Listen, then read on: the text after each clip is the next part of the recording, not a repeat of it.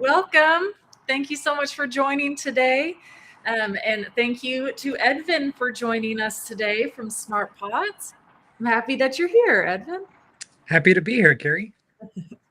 Yes, my name is Carrie. My husband Dale and I are the creators of Park Seeds app from Seed to Spoon. Here, I always forget to pop it up. So this QR code right here, if you don't already have our app, make sure you check it out.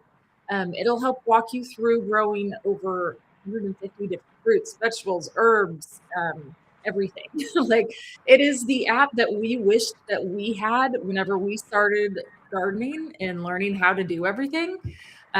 We started gardening a little over 10 years ago and had just like a traditional like Oklahoma backyard here. And we transformed it over a couple years to a whole bunch of fruit, vegetables, herbs, flowers, all of that. And yeah, you could say we got a little obsessed with gardening, but we learned a lot along the way and developed the app that we wished that we would have had. And that hopefully you all know and love today. If you don't already have it, make sure you scan the download. But like I said, it'll walk you through growing. It'll give you exact planting dates based on your location. So you don't have to do math anymore, which is awesome for me because that is like one of my least favorite things is just thinking about, okay, how many weeks until my first fall frost is it? And when can I plant this? It takes the guesswork out of all of that. And it just tells you, hey, it's time to go plant now. So I love it. And plus it has like the visual garden layouts. So I can know where everything is to keep track of everything when I last fertilized, all of that. Also, you can take pictures too and send it up to Growbot, which is one of my favorite things. Take a picture, be like, what is this plant? Or what's this pest? Or what is going wrong with my plant? So all of that. Let's see. I'm sorry. I forgot. I always get distracted talking and then I'm like, I need to go to chat and say hi to all of you guys. So hi everybody. See, we got somebody from both corners right now, both sides of the coast. Donna Plant from Dayton, Ohio. She's zone 6. Oh, yep. Yep. And then North Texas. Yeah, we got somewhere for everywhere. So Edvin and I are both here in Zone 7 in Oklahoma. So that's actually a fun story. So we, whenever my husband and I started gardening, we heard about these smart pots and ways to do container gardening. And whenever we first started container gardening, it's like we were using like the plastic pots and things like that. And I was like, this is so difficult to keep these plants alive. And then we heard about smart pots and we were like, there is no way that smart pots are going to be better than these other containers that we've been failing with. And we were very suspicious of them when we first started. But yeah, I have to say, we were very pleasantly surprised with how incredible the plants do in them and how different it is from regular plastic containers. So yes, I'm a huge fan of them. Thank you, Carrie. Yeah. No, I mean, like one of the biggest things, I mean, I just glanced over at the thermometer and we're at 99 degrees right now and it's like just hit noon. And I think we have like an extreme heat warning, which looking it's gonna Yeah. get up to like 106. One of like the biggest things that has come up like in research when studies are being done with smart pots, Carrie, is actually the temperature control. So like just a very, very quick synopsis of a study from University of New Hampshire. The greenhouse that was in was controlled 80-degree temperature. There was a black smart pot and a black plastic. When they tested the temperature of that black plastic, it was actually above 100 degrees, so over 20 degrees hotter than what the air was inside that greenhouse. The smart pot was actually ambient, so it was right around 80 degrees, which meant that that plant was actually still growing as opposed to that black plastic was just, I mean, it was stagnant, Yeah. just sitting there. Because Um, it can breathe through the side. Is that the main difference? Yes, so the breathability on the smart pots, there's literally a millions of holes. You can see like one right behind me. And it's just the right amount of mixture, right amount of air and water that can move within the fabric. That's just perfect for the plants. Smart pots, as you know, they're designed for growing plants. Our fabric is not any recycled material, so it's not something you would find like to make on a t-shirt. Or we've been using the same exact materials we have back in the 80s. They're meant for growing roots, tree roots specifically. So like our tomato plants will do just as amazing and will do no harm to smart pots as well. Yeah. And I do have to say, like, the smart pots that we do have some original smart pots that we started with. And I mean, gosh, they're almost like 10 years old now at this point, which is incredible. Yeah, Yeah, I mean, that's just like wash them off, at the end of the season. And yeah, they're Yeah, I awesome. think that's one of like our biggest problems actually. Like whenever we go to trade shows, we're trying to sell smart pots to more people. Like, I already Every have single show, yeah, every single show we get somebody says, "Hey, I'm on my 8th season using the same smart pot. I just like you said, wash it off and fold it up and bring it out during the season." And it's like we love that, but maybe how about buy a brand new one? You need a 2026 model, them. which they're exactly all the same. In case anybody was wondering, our smart pots that we've been making, back from the 80s to today. It's the same exact fabric, same methods, made in the same state in Oklahoma City. So they're the exact same. So pretty cool. Yeah, that is awesome. Um, let's see. Really quick before I get too far, I always forget to mention, and I'm going to pop this up too. There. So make sure that you guys that are joining us right now are commenting in the chat. And if you're watching after the fact too, still pop in chat, say hi, because every time you comment, you get entered into win. And I do a giveaway at the end of this live stream to one of you that's here live. And then I also do one after the fact too. So don't worry if you were late to join us or anything like that. I'm going to be doing an after the fact giveaway. And I do have a winner from last week. Before I forget, I needed to say this. I was like, oh no, I haven't done that yet. So this person commented on last week's. So congratulations to the Casey. So send me an email here at info@seedtospoon.net and I will get you hooked up with your free goodies. But last week we talked like common August problems, like brainstorming what's going on. So if you all missed it, like make sure you check it out. It's a good one.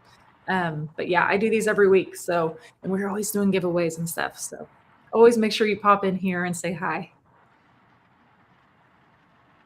Okay. And then let's see.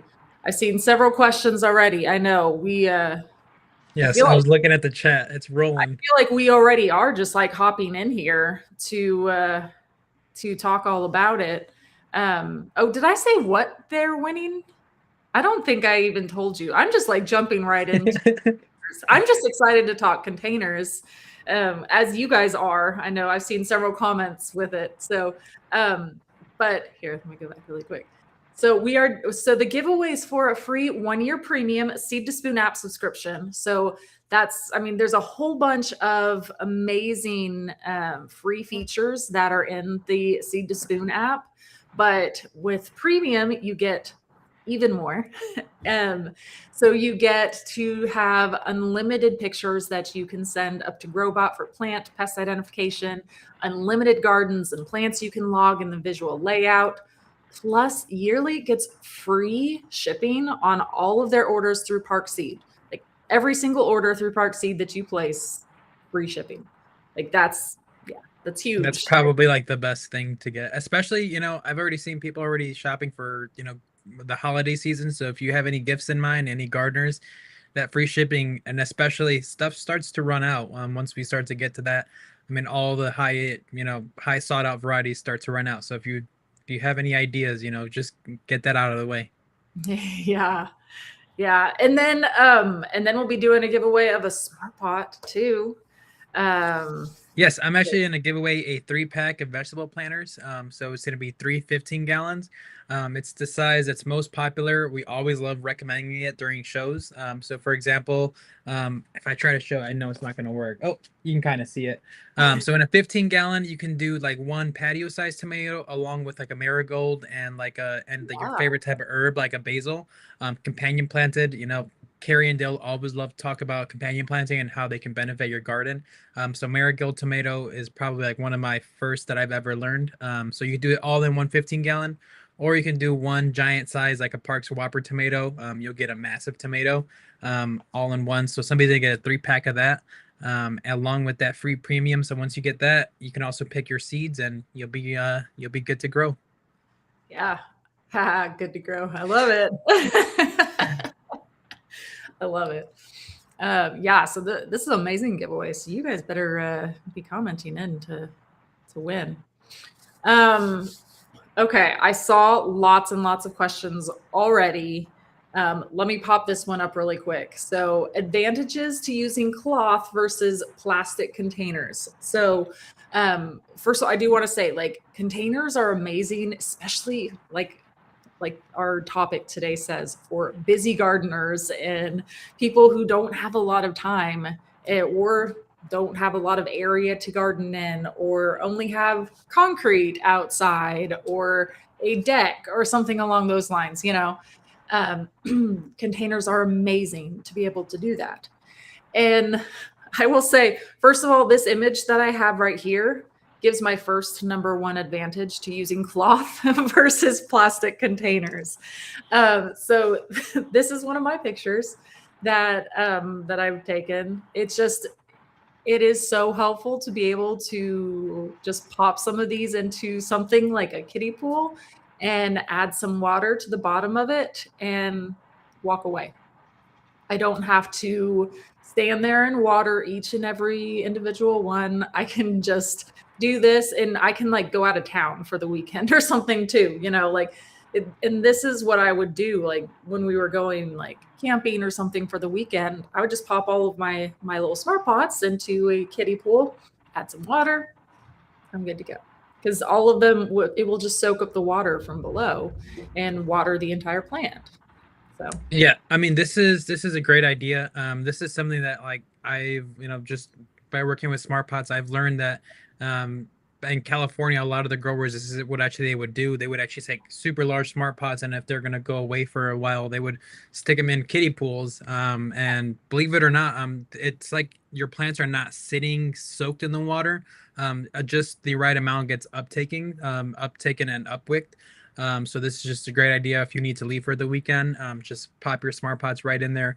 And I did see a lot of some questions asking about like the mix, and somebody said that they had spent the weekend making Mel's mix, which is amazing. Dale and Carrie are big, they always talk about the Mel's mix.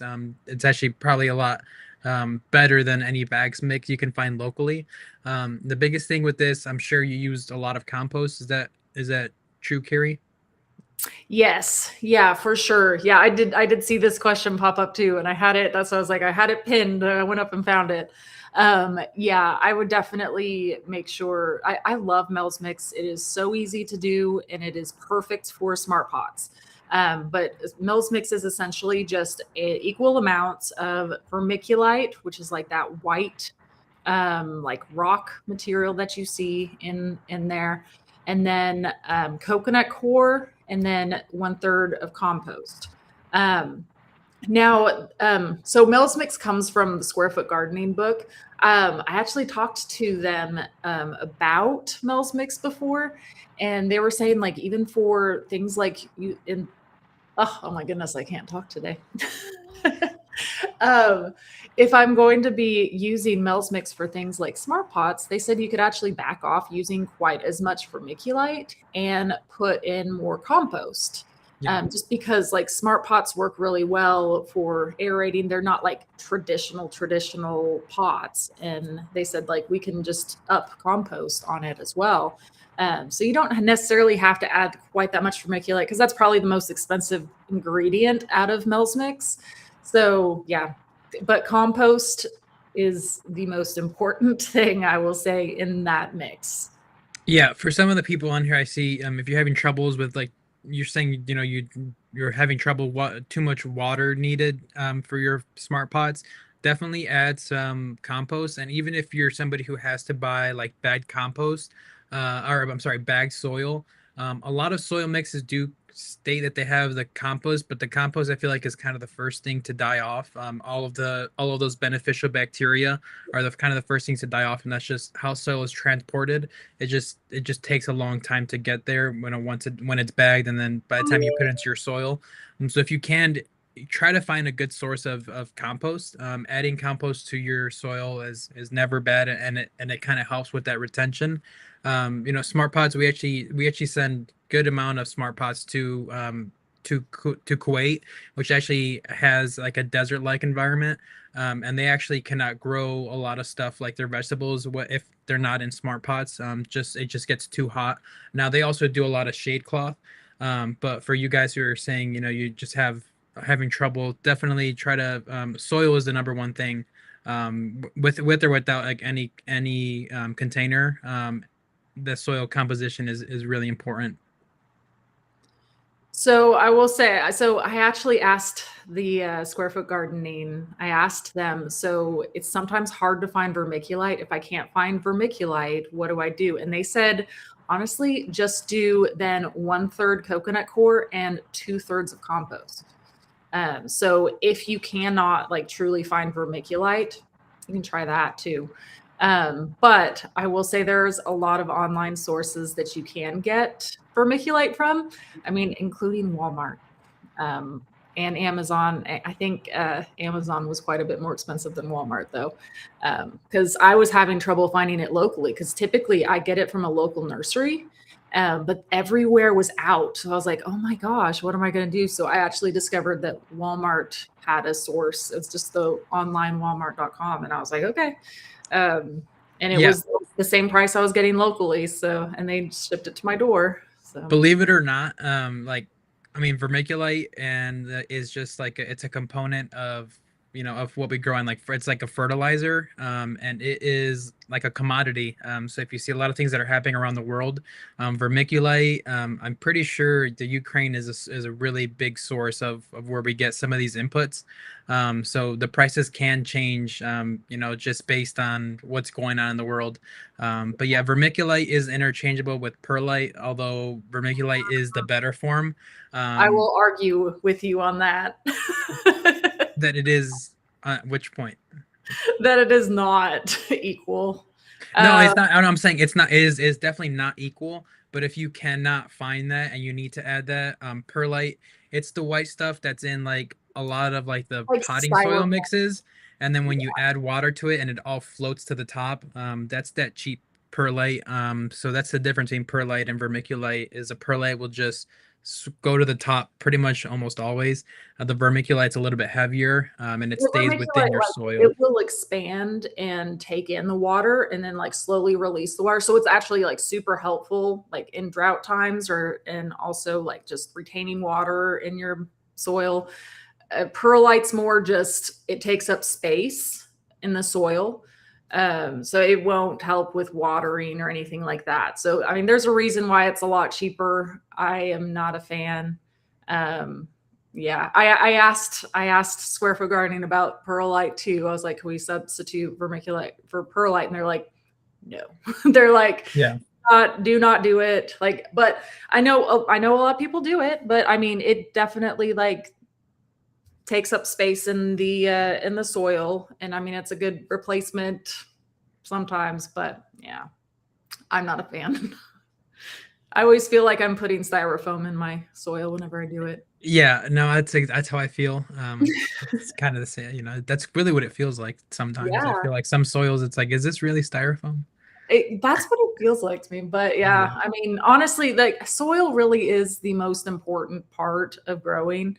And if you like, honestly, if you can just invest like a little bit into the soil, you will be good. Like, and vermiculite won't go anywhere. Like, it'll stay there. So, like, it's a really good investment to actually get it or get a good high quality mix that has vermiculite in it. It works really well. Yeah, one of the just quick little comment that I thought was cool from like that firm. She said the kiddie pools are best if you're watering and keep your nutrients. Quick Yeah. little fact on Smart Pot that just another amazing research that came out of University of Florida is actually in Florida all the nurseries have to actually test their runoff water whenever they water, because their water is just something that they is just a big resource to them. So nurseries generally have to keep any runoff water from their nurseries have to go to a holding tank and they have to treat it, make sure it's their fertilizers are below levels, and then they can release it back to the aquifer. When they actually tested the runoff water from a smart pot, they actually found that the levels were actually below the EPA recommendations. Would actually they concluded that the smart pot was actually keeping all the fertilizers within the soil. So any fertilizers that you actually do put in the smart pot will actually be uptaking by your plant, which was something really, really, really cool to us because there was a lot of misconception that people were saying, "Oh, a fabric, you're just gonna put the fertilizer, it's just gonna run off." Well, they actually concluded that no, it actually works like this filter, and it actually works to actually keep your fertilizers in there. Something we thought was pretty cool. Awesome. Yeah, that is great. That is great to hear. And yeah, I will say too, you don't necessarily even have to use a whole bunch of fertilizer if you use great compost. Yes. Yeah, Harry Warp is saying Mel's book says to use 5 different types of compost. So yes, that's true. As many different types of compost that you can get is great. I go to a local place, and I'm sorry, I know you're in California, but I go to a local place here in Oklahoma called Minick Materials, and they have several different types of compost. So whenever I go, I'm like, I want a little bit of everything, please. And that's really what I do. They locally source, like they have one that's called Zoo Poo, which is my favorite. That's sourced from, I mean, how many countless animals from the zoo poo. And then they have like a dark forest, like so it's like they have a bunch of different types there. I am a huge fan of going somewhere local instead of going and getting like a bag of compost, just because it's usually not going to be super high quality. It's been sitting on the, who knows how long in the big Yeah, box it's store. kind of like I don't know. I feel like it's like a race against time with like bagged materials. A lot of the material that like soil that gets made literally either gets made on the far east coast or on the far west coast. And like us, like in Oklahoma, it just takes so long to get here. And like Carrie said, they're sitting outside. If it rains once, all those little microbes are just dying off in the bag, and it just gets so hot in there. Like Carrie said, local is better. If you have trouble finding a local place, I always love to recommend to go look up a local ag extension, so agricultural extension. They'll always have a source for compost. And Harry, my favorite is mushroom compost. It's generally I found the most expensive, but at the same time, I feel like mushroom compost needs something to feed off of. So you kind of like here, like you said, have all the different types of compost so they can all kind of feed off each other, and you can have a thriving soil. So Oh, hey, this is a great call out here. Um, yeah, so smart pots and grow bags are not all they are not all built the same. Yes, thank you for pointing that out. And yes, that's such a common misconception from people is they get like a cheap grow bag off of like Amazon or something and they're like, "Oh, this doesn't work at all." And I'm like, "Did you get actual smart pots? Like the smart pots are like you need that." yeah, I mean, we get into it. I mean, like we just got back from a trade show in Texas, and I mean, we get into it. I mean, every single show, and I almost feel like I get tired of talking about it. And I just thought of a cool idea is, I mean, right where I'm at. I mean, I'm coming live from you guys from our Oklahoma City headquarters. So right below me is actually our manufacturing plant. So we have around 30 employees who are sewing up bags. We do make from a 1 gallon to 1,000 gallon. And we also own 9 US patents on various of our designs. Our fabric is the only fabric that is certified lead and BPA free from any grow bags that you find on Amazon. We are literally the only ones made in the United States. Everything we know for a fact is manufactured in overseas. 99% of the time in China using recycled materials. So our bags, like Carrie has said, I mean, she's on her 8th, 9th, 10th year. Our bags are designed to grow trees. Our founder, Ralph Rieger, was a small-time tree farmer in Guthrie, Oklahoma, and he thought about this idea to grow in fabrics, and did a ton of research in it. So yes, not all grow bags are smart pots. Smart pots are, like I said, made here in the U.S. And Carrie, I think it'd be cool. Maybe one day we just actually go live from the factory floor down there. I I think I was could walk. thinking the same thing as you were Yeah, talking about that. I was like, we should really like go and like tour smart pots and show behind the scenes of how they're made. yeah. That would be fun. Yeah, I think we should definitely do that. I would love to show you guys our warehouse as well. You know, we ship worldwide from here. If you guys have ever ordered a smart pot, from our website, they actually are made here. If you order from Park Seed, they get shipped from here, and then they get shipped from their warehouse, or yep, from their warehouse. But yeah, every single smart pot is hand sewn here. But where our quality is really different from everybody else's is our materials. Our thread is marine grade thread, so it's UV protectant. So yes, there is a big difference. Thank you to Lake for pointing that out. Okay. So let's talk a little bit about things to grow that are easy to put into containers, such as smart pot. I'm pretty much always going to be talking smart pots because that's quite literally almost the only container that I grow in. Yeah, especially outdoors. I will say I am guilty of having a couple indoors of regular, but even then, like I have smart pots back here too. So yeah, but outside I have like only smart pots and like traditional raised beds and things like that. So I will grow in nothing else besides that. It's night and day difference. So greens, as I will pop into, especially right now. I know it's going to be like 104 here today in Oklahoma. So it's kind of funny that I'm talking about planting greens, but believe it or not, like the time is going to be coming here within like a few weeks. Hey, I always found it interesting. I mean, I learned a cool fact during all these shows that they grow lettuce in like Arizona, and it's just like Yeah. that's pretty insane. But I mean, you can do it, and if you are dedicated enough, you can actually grow it.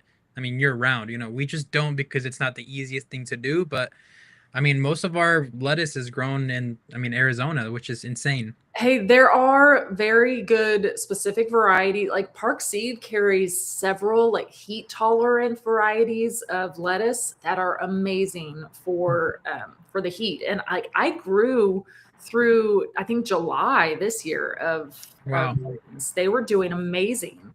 I had like the Summer Glory blend and Super Jericho and Red Sails and Sandy. Those were the four that I always like. Those are my four heat tolerant lettuces that I always grow. But I mean, these are just, yeah. Greens are super simple. I will forever, if you are a beginner or busy and you just want to toss out some seeds, toss out some like lettuce seeds. Spinach is a little bit more to get them to germinate, but as long as you keep them just a little bit moist, just a little bit of love in the first couple days, then you're good to go. Now your hands off and it's easy for you. But yes, I mean, pretty much any green, I'm gonna say you can grow essentially in a smart pot. Yeah. Yeah, so in the summer, it is hard to keep them from bolting, but right here, it's called out shade. I grow a lot of so the lettuce that I had that lasted through July here in Oklahoma, it was amazing, but I had it underneath a arch trellis that I had. And on one side I had a tomato growing and it was like arching over it. So I mean, this lettuce was getting quite a bit of shade and it was already established. So it's going to be, so it got a lot of afternoon shade and just did a lot better that way.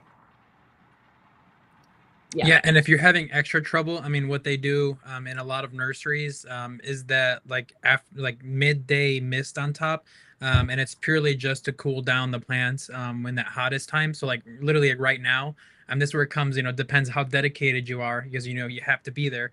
But the hottest time, just go out there and just do like an overhead mist of all your foliage, and that helps tremendously bring down the temperature. That's what a lot of large, growers do to keep that temperature down. Yep. Yeah. Or, I mean, you can always grow them indoors too. I mean, greens are something you can grow indoors all year long. So, Yeah. and in all sort of shapes and sizes of containers. Okay. This one, like, I had to be like broad because I was like, there's so many different legumes. Like, I don't want to have like a slide for every single legume that there is. But honestly, like all of these you can plant in, and I have planted all of these in smart pots before. I've done the just regular like bush beans. I've grown pole beans by having the pot up against a trellis. I've done garbanzo beans before in them. I've done peas in them. Like all of those, they do amazing in containers too. They don't need a whole lot of root structure. In fact, like, I mean, they're helping the soil because they're bringing in nitrogen from the air into the roots, and they're helping boost that soil for what you plant in there next. So I'm a huge fan of planting any sort of legumes in containers. It'll help in a lot of ways. You get an amazing harvest, plus you get your soil taken care of too. Yeah, I really loved the bush plant that I did one time. It was just like super lazy for me. I mean, I literally just, I watered it, I nurtured it, and then end of the season, I kind of just, it just died, and that was perfect. I just went in and picked in all the beans after the whole plant was dead. So it was really, really simple. Well, I mean, yeah, bush beans are one that, I mean, it's typically a one and done. Sometimes I get more, but yeah. Um, I yes, It like was I a nice plant to look at, while it grew, and then I just knew it, at the end of it, it's just gonna die, and I'm gonna be able to eat it. said. Um, Herbs again are something that is incredibly simple to grow. In fact, a lot of people will kill herbs with too much love. So put your herbs into a container. Yeah, are you guilty of it? For sure, yes. I mean, I think we've all done it. I mean, Oh you yeah. go to like the grocery store Oh, and like you buy like the really nice pot of basil, and then you just don't want it to like, die. And as a beginner, I set it on a windowsill, and you think that you want it to always be moist, and then it just dies. So you love it to death. yeah, yeah, it is so true. Yeah, but that, I mean, truly, like herbs are like they don't love. Like just leave them alone. Give them like a water every like week or so. Like I let them completely dry out and then I go water them. And I just go through that over and over.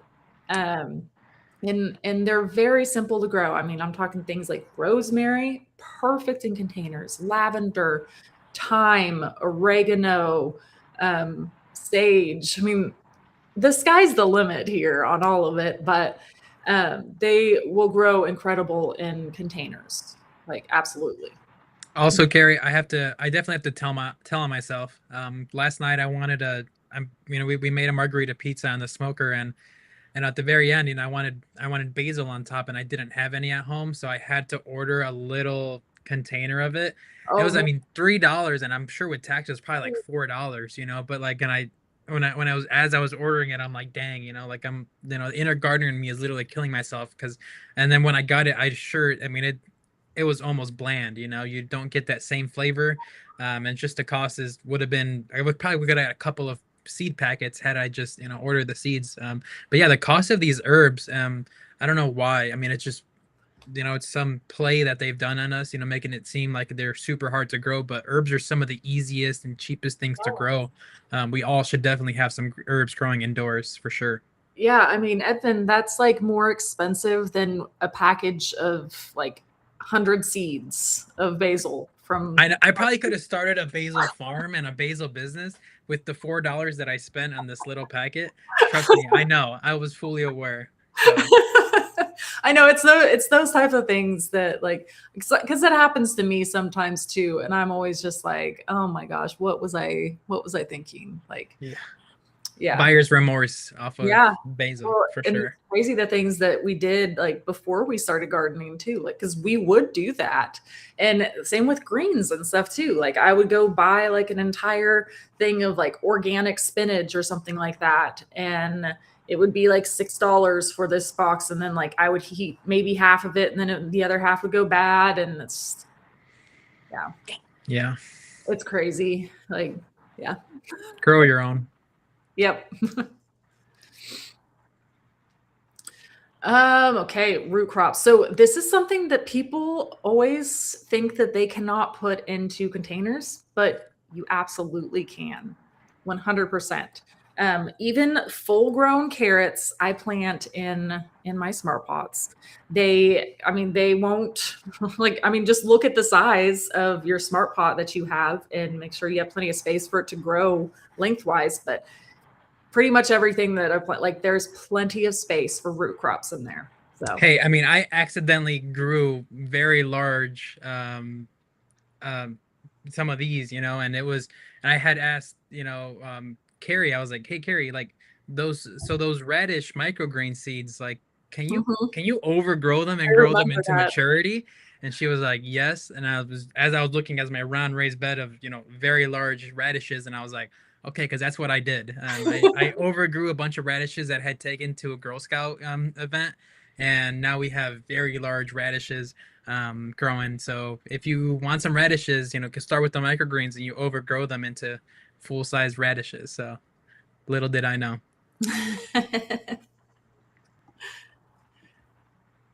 Okay, and then I had to include some of the like amazing flowers too, because I know not everybody, whenever they're talking about gardening, is talking about growing food.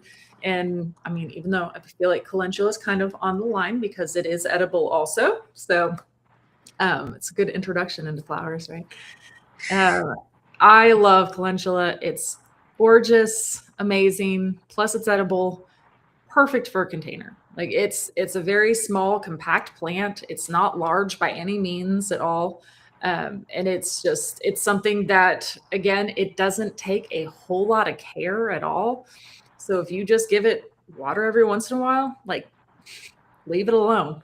I mean, it's probably one of the easiest flowers to grow that I've grown here. And it even like it is supposed to be a cool season flower, but I grow it through the summer sometimes too, and it hangs on and then it comes back in the fall and it's just like, yes. I am a huge fan. Yes. It is a medicinal plant, so definitely. And it attracts all sorts of beneficials. I know. I know. Everybody should be growing calendula. Edvin, you need to grow calendula. I know Carrie's been trying to get me like on like the flower trend. She's tried many times and I don't know what it is with flowers in me. I just haven't gotten it down yet, but I will eventually. You've got to do calendula. Do this one. Added Trust me, I've added it to the list. And then, so let's talk about snapdragons too, because this is something else that I know they are quite larger, and people always think that they can't put something like snapdragons in a container, but you absolutely can. And they like the fall and the cool temperatures too. So it is something that you can be planting right now. And so I definitely had to make sure that I included. And so I know that there are snapdragons that are quite a bit tall, like that are pretty large, but they will do really well in a container. They're something that loves the container growing. Yeah, I think I'll for sure be adding snapdragons to my fall list because this is one where like I mean, I'm gonna tell myself again, I do buy starts of these and I transplant them in, and these are just I don't think they're just like the funnest looking flowers. Like I don't know, they're just Are. super amazing. I know there's so many varieties. I can't imagine how many varieties you guys have at Park Seed. So I already know after this I'm probably gonna be snooping around and checking out what you guys have for snapdragons. Yes, there's so many. Oh my gosh. There's a circus clown snapdragon that Circus clown is snapdragon. like one of my favorites. It's like all sorts of different colors. That's why I like it. Like it's like almost like a rainbow. Like it's just so fun. But yeah, there's so many different varieties that Parkseed carries. It's so hard to. Do you know like roughly about like maturity? So like should we start planting these now or like for like a fall type of like I'm thinking like for like Halloween, outdoor setting? I know who will know this question, who will know this answer. Here we go. Planting, it says in September Oh, nice. for us here. And Which is coming literally 1 month away, actually. It I is, know, believe it or yeah. not. So get your seeds ready to go and get some snapdragons in. Yes. I'm definitely going to be. Love it.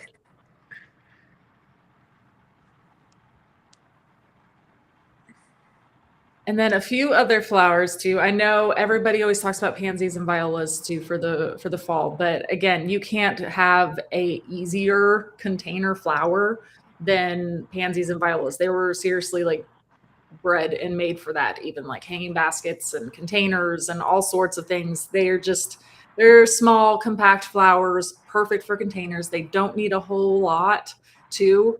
Again, the hardest part is just germinating them if you're growing them from seed. Make sure whenever you are germinating them, you're germinating them in the dark. I actually made that mistake myself last year whenever I started them. I was trying to germinate them under grow lights, and I was like, why is none of these coming up? But yeah, so see, everybody makes mistakes, and the big thing is like I'm always learning. Everybody's always learning. And gardening is one of those things. Like you can't We know it. just uh we just wait for you to make the mistake and then learn from you. Well, I'm happy to share all of my mistakes with you guys. And then, of course, I had to put in dianthus too, because especially the perennial dianthus, I typically don't grow a whole lot of the annual dianthus just because why? If they're just going to die. For me, I'm like, I'm just going to get the perennial ones that are going to keep coming back for me every year. So I always get the perennial dianthus. They do amazing. And once they're set, like I plant them in the cool, like in either early, like spring or fall, and they will go all summer too for me. And yeah, I love the perennial dianthus. They're great containers again. Um, they'll just take up your container, the size, and then they'll do great. So yeah, very easy plants. Now I had to throw in some fun ones too, and unique things that you can put in containers and that are easy, especially things like strawberries. I'm going to put out there. And the fall, you can plant and establish your strawberries. And in the spring, when they come up, you'll get strawberries. It's amazing. Like it just works. And containers, like I've had here, let's see. Let's see if I can find a good picture. Well, like this size of them, like I have like these round raised beds, and I just put a whole bunch of like strawberries in there, but you can honestly grow them in any size container. Strawberries are probably one of the easiest berries to grow, but I mean, that being said, like goji berries are super simple. Even blueberries, but the trick with blueberries is you need to make sure that you have acidic soil before you get them planted. And I mean, it's super easy to do. There's at Park Seed, they carry this soil acidifier. So you just follow the directions on the back of the bag, add how much ever to what size pot you have. Like, you just mix it in just like fertilizer. That's all you need to do. So yeah, I definitely recommend trying your hand at berries because again, it's something that will live for you season after season and keep producing for you. They don't require a whole lot of care. They're great for busy gardeners. Yeah, I mean, kind of especially on the strawberries, and I'm seeing kind of like in like the store, I feel like they're kind of like pushing like they're like some exotic or super hard plant to grow. They're really not. And once you get a hang of it, they grow like a weed.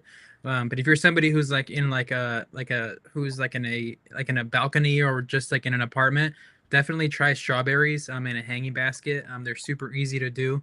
And like Carrie said, I mean, you can find different varieties in Park Seed. They're not hard to do at all, and they're just super fun. Once you see a fresh strawberry growing, you pick that right off. I mean, you'll be hooked for sure. Yeah, absolutely. It's probably one of the most fun things that I grow in containers and the most rewarding. Um, and figs. So believe it or not, like you can grow, like Edvin was talking earlier, you can grow small fruit trees, you can grow trees and things like that in containers in these smart pots, and they do amazing. I had a fig tree, I've had cherry trees, I've had all that, but I will say fig is probably one of the easiest that you can put into a container. And just get one of the smaller varieties, and I mean, it's going to grow until it's done. I mean, it's gonna do really good. I've never had any issues with them in smart pots before. Yeah, definitely. Yeah, we have one growing here. It's like 11 years old at this point. We just have it sitting outside just because it's one of our test smart pots. But every year, it comes back, and Kurt goes out there and he pulls at least one, two couple figs off every year. So, and they're super sweet. So, fig tree is definitely one of those really fun ones. Just it's so good to eat. Yeah, so the Casey was asking what size for a fig tree. So I would recommend doing one of the larger sizes. Typically with those ones, I was doing things like, like 20 gallons is ideally what you want, but you could probably get away with doing like a 15 too. Um, Typically, I just always try to go with the largest because that always is the safest for making mistakes and all of that. But yeah, But go Definitely go with the largest that you're comfortably able to fill with good quality soil. yeah, You don't want a large container that you're gonna have struggle to fill, or you're gonna have to fill compromise and fill with just cheaper soil. Definitely go with something that it's gonna fit with the plant that you have, that you're able to fill with good quality soil, and then kind of step up as you can. And I'm not really a big fan. Some people like to say, fill with wood, or just like cheaper stuff on the bottom. Anything you put in your smart pot will become available to your plant. So good quality soil is the number one thing for that. yeah, that's a great point. Yeah, and also too, like think about, are you within the zone where it's safe to leave it outside all year long? And if it's not, you'd have to be like way up north for fig not to be good. But I know some of you guys are. But also consider too, is this a size that I can move if I need to move it like indoors, or if I need to move it somewhere? Because I do see Yolanda right here was asking, what about a lemon tree? Yeah, absolutely. I've had lemon trees, lime trees, all that in large smart pots too. And those ones, again, I will just say most of the country can't have these out all year long. So definitely keep that in mind of a way to transport it indoors and outdoors. And putting it in a smart pot with handles is like the best way to handle that. But again, it does get very heavy the larger you go. So just keep it in mind, like a 15 or 20. I mean, they even have 25-gallon, but again, like they're going to get heavier as you get bigger too. So go with what you're comfortably able to move as well. If you have access to like a dolly makes moving around Yeah. super easy. So if you have a dolly, I wouldn't be afraid to move around like up to like a 30-gallon. You could do a dolly would make it very easy. There's also a lot of companies who are coming out with like casters, like wheels that you can put under like traditionally like a nice decorative pot. You can also use those for the smart pots. They work great for that. But definitely on the lemon and lime tree, if you're in an area where we can't, and this be for the most of the U.S. where you can't keep them year round, definitely look for like the dwarf varieties. The dwarf varieties, they stay a lot smaller, and then they fruit a lot quicker as well. The dwarf is a lot better to keep in a container than just like a normal size would as well.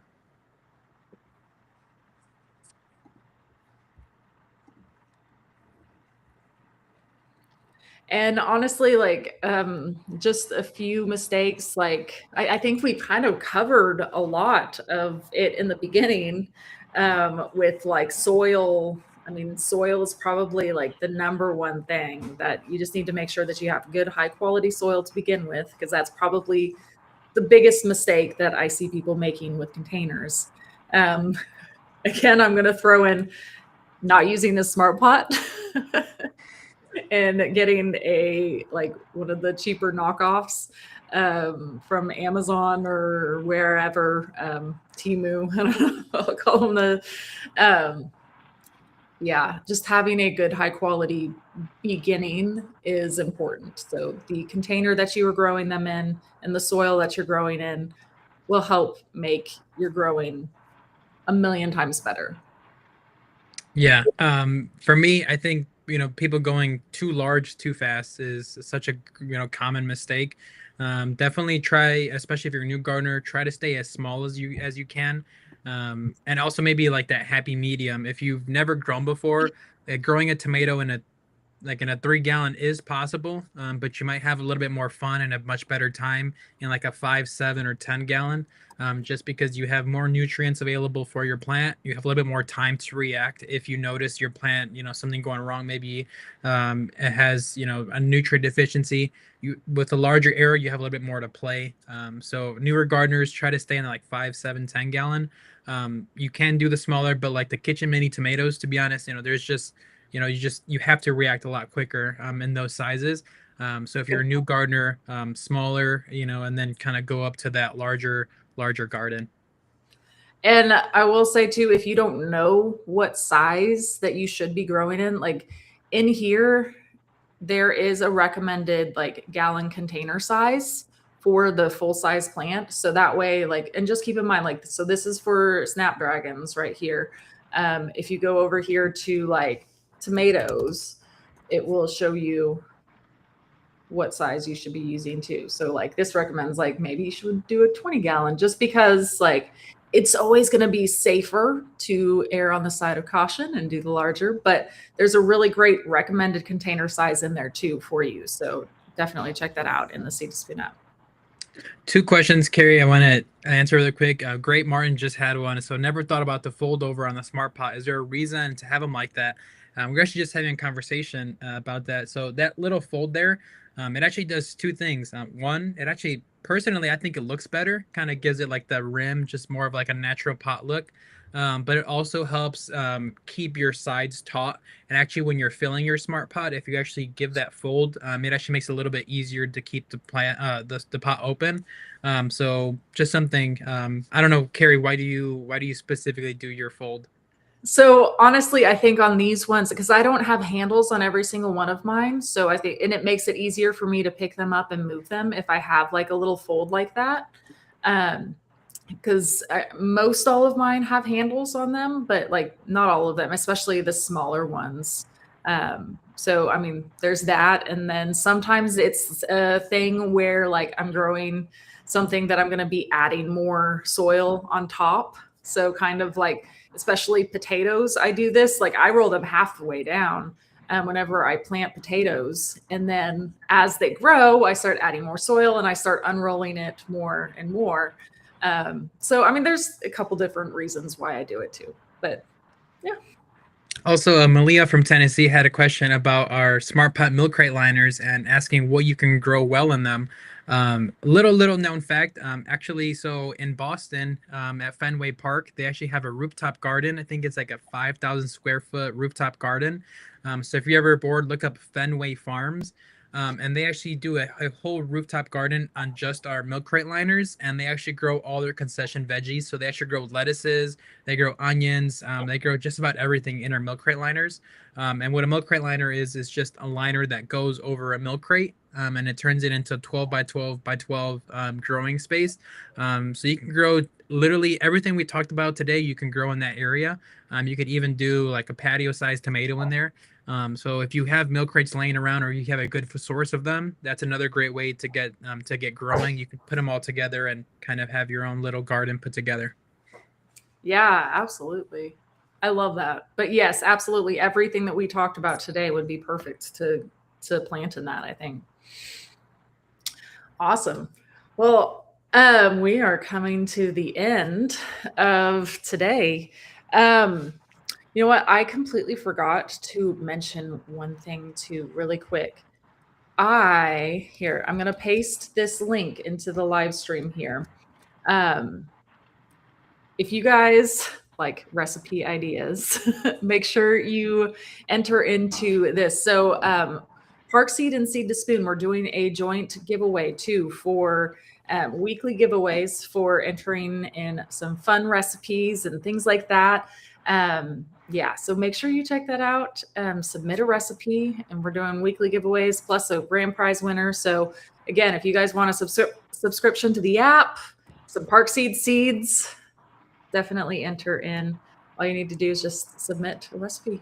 So super easy. And then also, so I want to mention too, if you have a question and we didn't get to it, I'm sorry. Hopefully I tried to pull up questions as we got them, but I do want to point out Growbot and the Seed to Spoon app. So if you guys do have questions like after the fact or anything like that, pop into here. You can ask text questions to Growbot even with the free version. But if you have the premium version, you can send Growbot some pictures over here and ask any sort of questions that you might be having. So awesome. Let's go ahead and do the giveaway. Drum roll. Yes, so we're going to be giving away a free 1-year premium Seed to Spoon app subscription, along with the 3-pack, I think you said, of 15-gallon Smart Pots.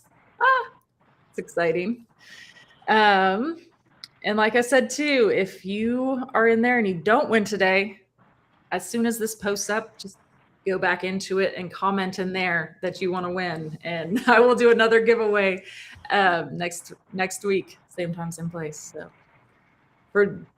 So right here, congratulations to Jacqueline Whitmore. So send me an email there at info@seedtospoon.net and get y'all hooked up with your goodies. Yay! Congrats. Yes. And I'm live like every Tuesday, same time, same place. I'm always here chatting gardening. But like I said, if you guys please join in and have fun. Let's see. Oh, yes. Awesome. Always looking for new recipes. So we're also going to be like sharing out some recipes, like the winners and all of that.